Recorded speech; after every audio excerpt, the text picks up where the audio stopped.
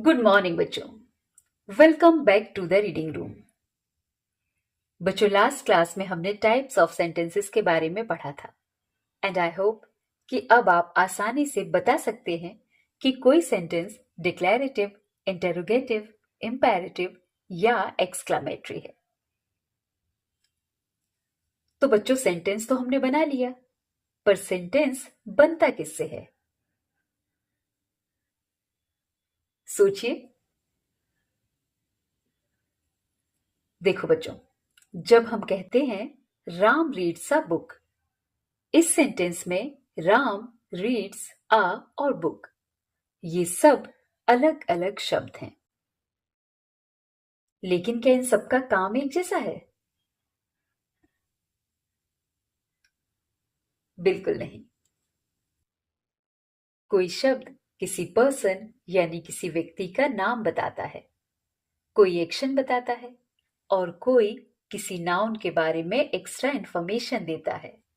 और इसी वजह से इंग्लिश ग्रामर में हर वर्ड का एक अलग काम होता है और वर्ड के इसी काम को हम पार्ट्स ऑफ स्पीच कहते हैं। और आज इसी टॉपिक को हम बहुत ही आसान भाषा में समझेंगे। तो चलिए बच्चों, शुरू करते हैं हमारा आज का topic, parts of speech. So let's begin.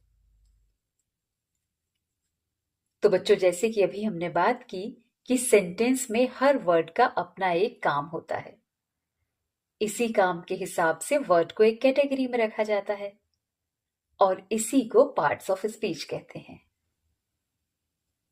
बच्चों, इंग्लिश ग्रामर में 8 पार्ट्स ऑफ स्पीच होते हैं।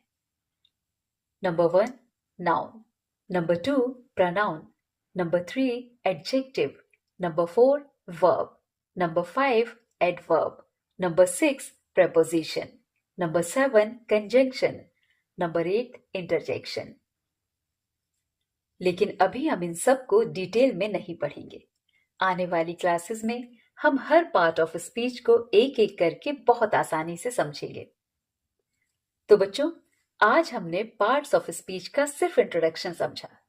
नेक्स्ट क्लास में हम इस सीरीज का पहला चैप्टर यानी नाउन को डिटेल में पढ़ेंगे। जैसे नाउन क्या होता है, इसे कैसे पहचानें और एग्जाम में इससे जुड़े क्वेश्चंस कैसे सॉल्व करें। तो मिलते हैं नेक्स्ट क्लास में, लेकिन उससे पहले आपको मुझे कमेंट में ये बताना है कि इंग्लिश ग्रामर में कितने पार्ट्स ऑफ स्पीच होते हैं। तो मिलते हैं नेक्स्ट क्लास में, तब तक के लिए happy learning and keep growing.